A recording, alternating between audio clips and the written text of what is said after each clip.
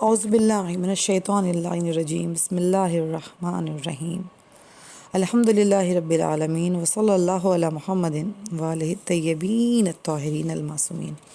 السلام علیکم ورحمۃ اللہ وبرکاتہ۔ بہت ہی خوبصورت ٹاپک کے ساتھ حاضر خدمت ہوں۔ آداب زیارت میں سب سے پہلے ہم ان شرائط اور ان آداب کے اوپر روشنی ڈالیں گے کہ آئے دیکھیں معصومین علیہ الصلاۃ والسلام نے اور وہ جنہوں نے معرفت اور عقیدت کے ساتھ سفر کربلا کا آغاز کیا، انہوں نے ہمیں کیا تعلیم فرمایا ہے۔ یوں تو بہت سارے آداب ہیں، لیکن مختصر طور پر صرف چند آداب کا ذکر بیان کرنا چاہتی ہوں۔ سفر زیارت میں نکلنے سے پہلے غسل کرے۔ راستے میں کوئی بھی بیہودہ گفتگو یا جھگڑے کی گفتگو سے پرہیز کرے۔ جس وقت امام کی زیارت کے لیے جا رہا ہے، اس کی زیارت کا غسل کرے اور دعا پڑھے جو اس موقع پر وارد ہوئی ہے اور جس کا ذکر زیارت وارثہ کے آغاز میں موجود ہے۔ اپنے کو ہر طرح کی حدث اکبر اور اصغر سے محفوظ رکھے۔ پاک و پاکیزہ کپڑے پہنے اور بہتر یہ ہے کہ کپڑوں کا رنگ سفید ہو۔ روضہ مقدس کی طرف جاتے وقت آہستہ قدم اٹھائے، سکون اور وقار کے ساتھ چلے، خضوع اور خشوع کے ساتھ قدم آگے بڑھائے، سر جھکا کر بغیر دائیں بائیں دیکھے روضہ مبارک کی طرف آگے بڑھے۔ زیارت ابا عبداللہ الحسین کے علاوہ ہر زیارت میں خوشبو استعمال کرے۔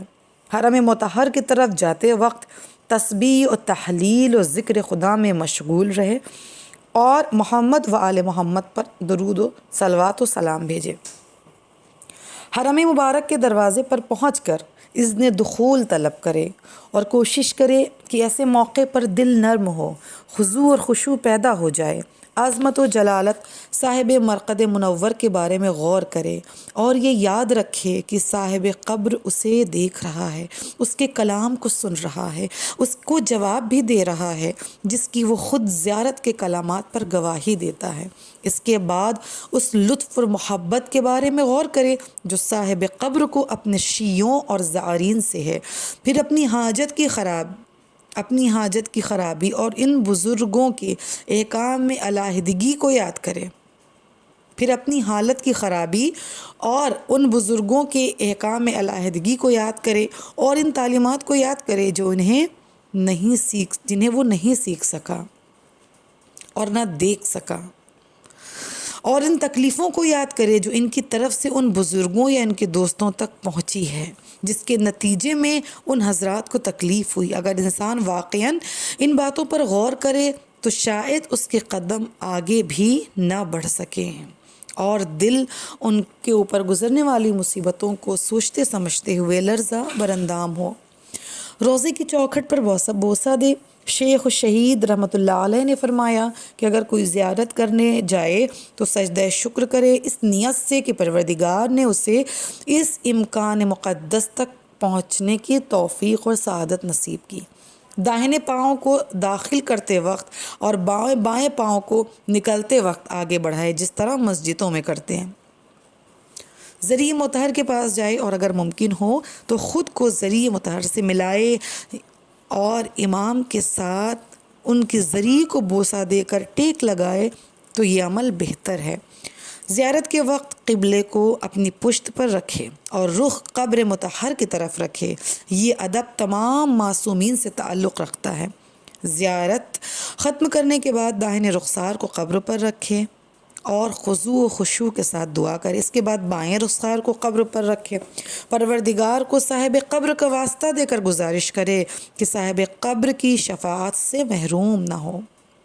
اس کے بعد دعا و زاری کے ساتھ سر اقدس کی سمت جائے اور کھڑے ہو کر دعا مانگے۔ زیارت پڑھتے وقت اگر کوئی عذر نہیں ہے اور کمزوری یا درد یا کمر میں تکلیف نہیں ہے تو زیارت کو کھڑے ہو کر پڑھے۔ قبر مطہر کو دیکھنے کے بعد زیارت شروع کرنے سے پہلے تکبیر پڑھے، جیسا کہ روایات میں ہے کہ اگر کوئی امام کے سامنے پہنچ کر تکبیر پڑھے اور کہے کہ لا الہ الا اللہ وحدہ لا شریک لہ تو پروردگار اس کو اپنی عظیم رضا عنایت فرمائے گا۔ نماز زیارت بجا لائے جو کم سے کم 2 رکعت ہے۔ روایت میں ہے کہ امام صادق کی خدمت میں ایک شخص حاضر ہوا اور کہا میری جان آپ پر قربان، میں نے ایک دعا ایجاد کی ہے۔ تو امام نے فرمایا اپنی دعا کو دور رکھو، اگر ضرورت تمہارے سامنے آ جائے تو 2 رکعت نماز پڑھو اور اس کو رسول اکرم کو ہدیہ کر کے دعا کیا کرو۔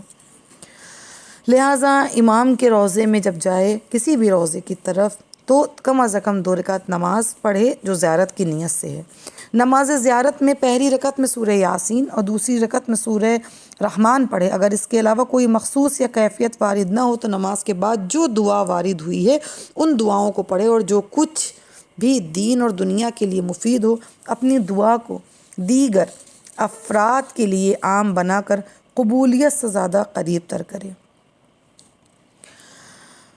وقت زیارت آواز کو زیادہ بلند نہ کرے جیسا کہ زیارت کی کتابوں میں وارد ہوا ہے۔ حرم سے باہر جاتے وقت جو دعائیں منقول ہیں انہیں دعاؤں کے ذریعے امام کو الوداع کہے، اپنے گناہوں کے لیے توبہ اور استغفار کرے اور زیارت کے بعد اپنے کردار کو پہلے سے بہتر بنانے کی کوشش کرے۔